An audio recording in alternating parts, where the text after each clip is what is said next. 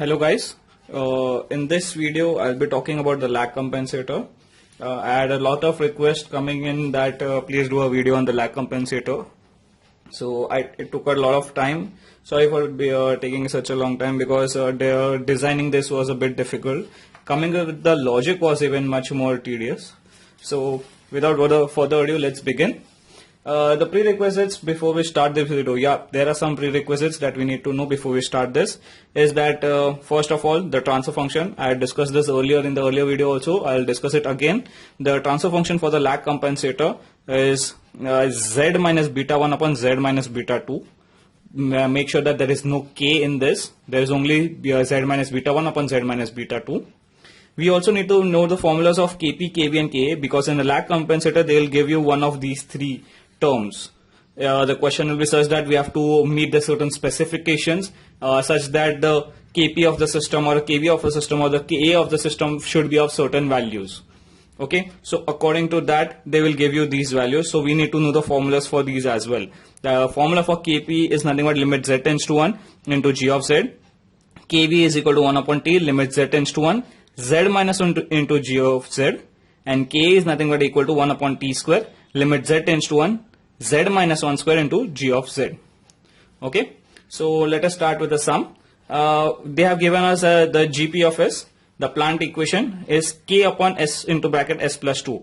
Notice that there is no K in the compensator's transfer function, but there is a K in the plant's equation. Because there is no K in this, they have introduced the K in the plant itself, because K has to be there for the stability of the system. So they have introduced the K in the plant's equation. This is the first sign that the sum is of a lag compensator and not of the lead compensator. They give you t is equal to 0.2 seconds, and they have said that design a controller to meet the following specifications. They have given Kv, and which is the velocity error constant, and they have given the peak overshoot MP. These two terms are introduced in the lag compensator. This is the second sign that the question is of the lag compensator and not of the lead compensator. For lead compensator, they gave you the zeta, they give you omega s, omega n, and all those, but not in this. In this questions, they gave you about Kv and MP. They have said that the system's Kv should be 6, the peak overshoot should be less than equal to 15%, and the settling time for 2% tolerance is 5 seconds. So first let us find the value of zeta. For the value of zeta, we'll use the formula for MP. MP is equal to e raised to minus pi zeta divided by under root 1 minus zeta square. We know what is MP, we don't know what is zeta, so we can find the value of zeta, which is equal to 0.5. Next, the TS. We have the value of TS, which is 5 seconds. We don't know what is omega n. So from the formula of TS equals to 4 upon zeta omega n, because it is 2%. We know what is TS, we know what is zeta. We can find the value of omega n, which comes about 1.6 radian per second. The next step, just like before in the lead compensator we have done, we find the poles in the S plane by using the formula minus zeta omega n plus minus j omega n under root 1 minus zeta square. The poles in the S plane come about minus 0.8 plus minus 1.38 j. Then from that we find the poles in the Z plane. The magnitude of Z is equal to e raised to minus t zeta omega n, which comes around 0.85, and angle of Z is equal to t omega m under root 1 minus zeta square, which comes around 0.276 radians. We convert it into degrees by multiplying 180 by pi. We get 15.87 degrees. So we have the value in polar form. We'll convert it into the rectangular form, which comes around 0.82 plus minus 0.23 j. Okay. The next step is to do the Z transform of JOH and GP. So we'll find that Z transform by multiplying the transfer functions of the zero order hole and the plant. We'll take the K outside because it's a constant. We'll find that Z transform of 1 minus e raised to minus ts as Z minus 1 upon Z.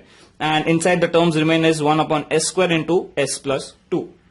Now see that this is S square, because of which my partial fraction terms will be A upon S square plus B upon S. These two terms are because of S square plus C upon S plus 2. If you are not able to understand this, then you'll have to go back to the maths in SEM 3 and SEM 4 and look up how to do partial fraction. So after we find the values of a, b and c using this equation. We put s equals to 0, then we find the value of a, then we put s equals to -2, we find the value of c. A comes about 1 by 2 and c comes about 1 by 4. Then we put s equals to 1, we substitute the values of a and c, and we get the value of b, which is about -1 by 4. Now when you resubstitute a, b and c into the equation, make sure that you don't resubstitute it in the form of a fraction. Make sure that you resubstitute it in the form of points. So you will get 0.5 upon s square minus 0.25 s plus 0.25 s plus 2. We find the take the z transform. The z transform for 1 upon s square is nothing but equal to tz upon z minus 1 the whole square. The z transform for 1 upon s is nothing but z upon z minus 1, and the z transform for 1 upon s plus 2 is equal to z upon z minus e raised to minus at. Here a is equal to 2, so it will be e raised to minus 2t. It's not clear over here, but it's e raised to minus 2t. Okay, we open up the brackets, z minus 1 z gets cancelled, and we get the transfer function, which is this, which is nothing but equal to 0.5t divided by z minus 1 minus 0.25 plus 0.25 into bracket z minus 1 divided by z minus e raised to minus 2t.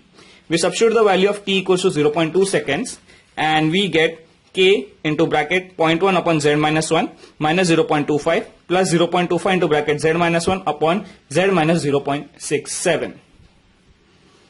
Okay, we take the LCM, open up the brackets, solve it, and we get k into bracket 0.0175z plus 0.0155 divided by z minus 1 into z minus 0.67.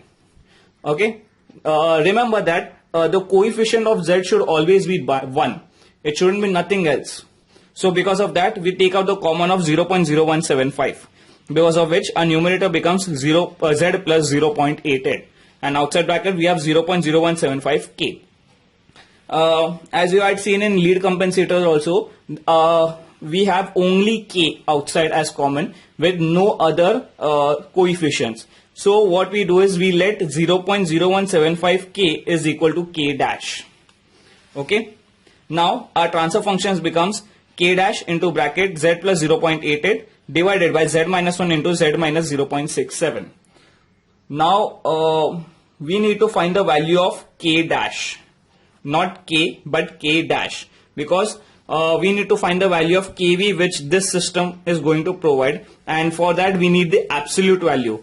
We need this absolute value. We won't be able to get this absolute value because we have k dash which is unknown. So we need to find the absolute value of k dash.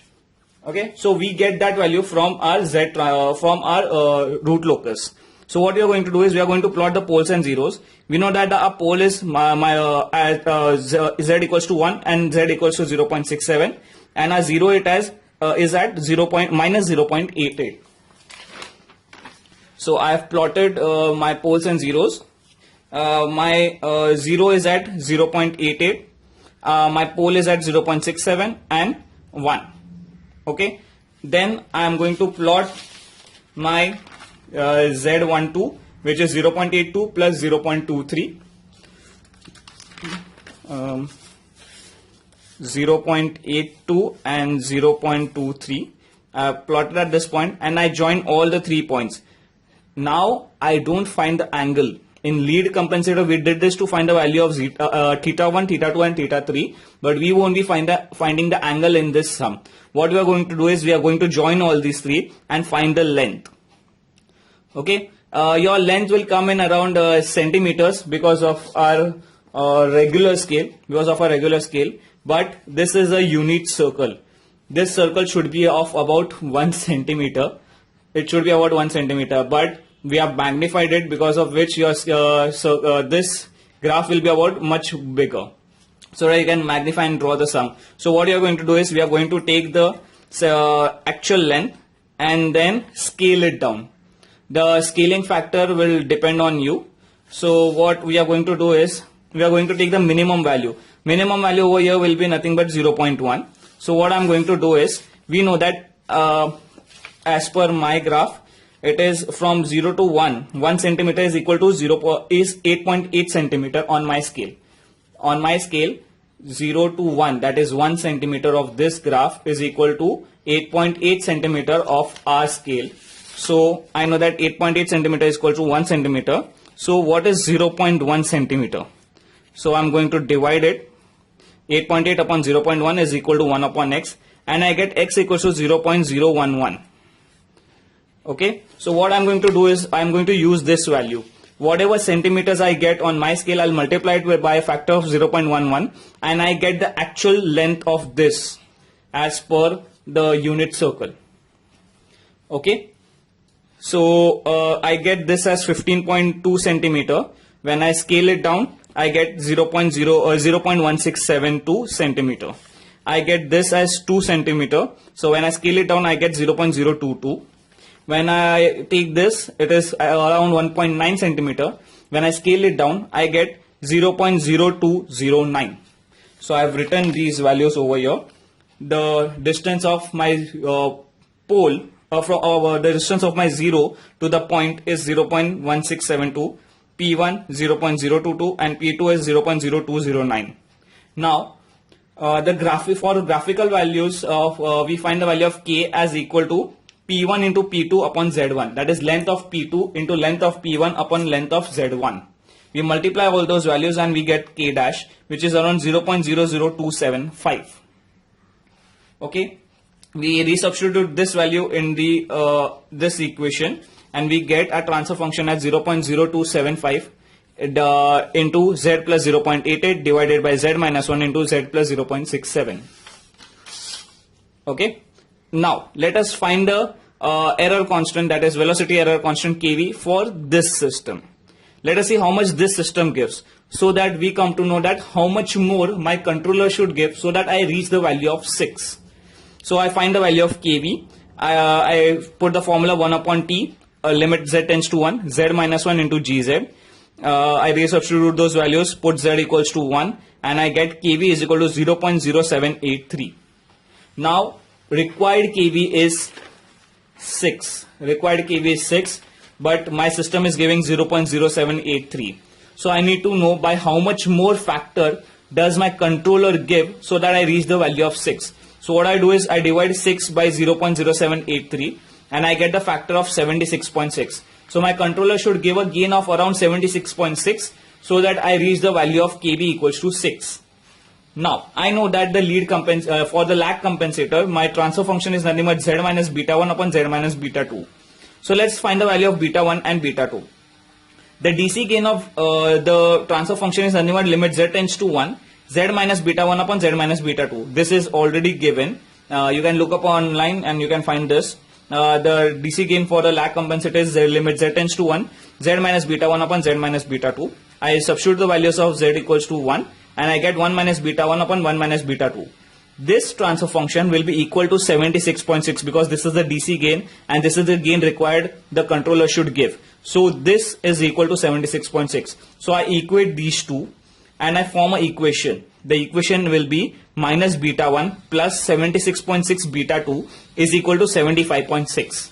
Now we can see that approximately beta 1 and beta 2 will be equal to 1. Over here we need to do the technique of approximation other than absolute, because for absolute values of beta 1 and beta 2 we need two equations for two variables, but over here we have only one equation and two variables, because of which we need to find the approximate value. So we can say that approximately if we put beta 1 and beta 2 both as 1, we can satisfy this equation. So we can say that beta 1 and beta 2 both are approximately equal to 1. But if we put beta 1 and beta 2 as 1, we will get z minus 1 upon z minus 1. Both will cancel out and we'll get 1. And also the poles and zeros both will lie on the unit circle, which will be critically stable and which can also become unstable. So we cannot do that. Because of which what we are going to do is we are going to assume one value. Okay. We are going to assume beta 2 as 0.999. Now why 0.999 only? For that we have a new concept. In lead compensator, your 0 should be always greater than pole. For lead compensator, the controller's transfer function. In the controller's transfer function, when you find the controller's transfer function, see that the 0 is always greater than pole. You can also see in the lead compensator which we had designed, which should be right about over somewhere. Where did it go?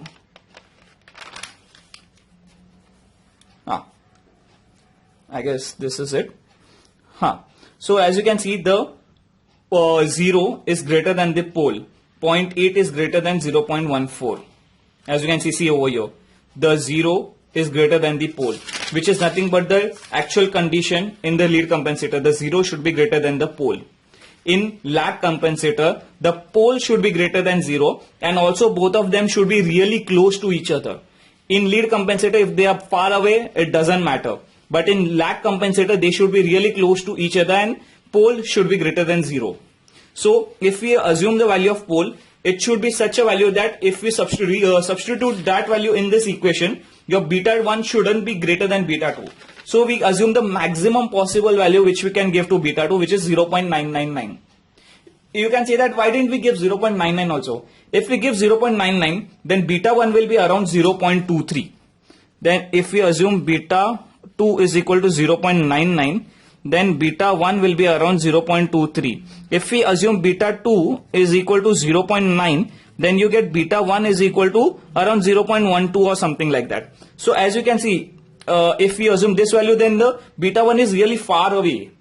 When you assume 0.99, even then too beta 1 is far away, because of which I have assumed beta 2 equals to 0.999. So I get beta 1 is equal to 0.923. Now these two values are close by.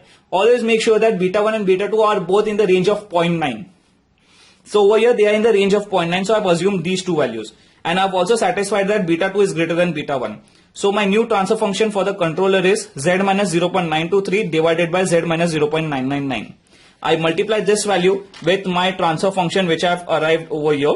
I multiply both of them and I get the new transfer function. Please don't look at this. This is a confusing part. There is no need to look at this. So I get g of z is equal to k dash into z plus 0.88 into z minus 0.923 divided by z minus 1 into bracket z minus 0.67 into z minus 0.999. Now you can see that this is not a 102 pole. It is a 2 pole 30. Now to plot a root locus of this, we need to find the angle of departure, we need to find the points of asymptotes, and also the root locus of this won't be a circle. It won't meet, it will only meet or may not meet at one point, but it will definitely not meet at 2 points. So we won't be able to find 2 breakaway points. There will be only one or may not be any breakaway points as well. So we won't be plotting the root locus for this. We will be plotting the root locus for this transfer function, which is of without controller. Now to plot the root locus for this, we need the radius for the root locus. The root locus will be plotted from our point of 0. From here, we need the radius of how long will it be. Okay, so for that we have the formula for radius. I didn't discuss this in the earlier video because it was not required. Now the formula for radius will be equal to under root b minus a1 into b minus a2. What is b and what is a1 and a2? B is nothing but the value of your 0. A1 is the value of one of the pole. A2 is the value of the other pole. Now if you substitute this, it will be equal to under root bracket 0.88. Notice it is minus a1. So minus 1 becomes plus 1. So minus minus becomes plus. So plus 1 into 0.88 plus 0.67. It comes around 1.7. So the radius of my circle should be around 1.7 and it should the center will be at 0.88. So again I'll use the scaling part. As it is 1.77, I'll have to scale it down to this and I'll take from here 1.7 and I'll plot the root locus. Okay, for some of them the root locus might pass through my earlier z point. It may not pass through the z point. It depends on the person to person. Luckily mine passed through it. It may not pass for some people as well. So this is the root locus that we will be plotting. Now let us confirm that the new transfer function that we got of the entire system, does it give the required kV, that is 6.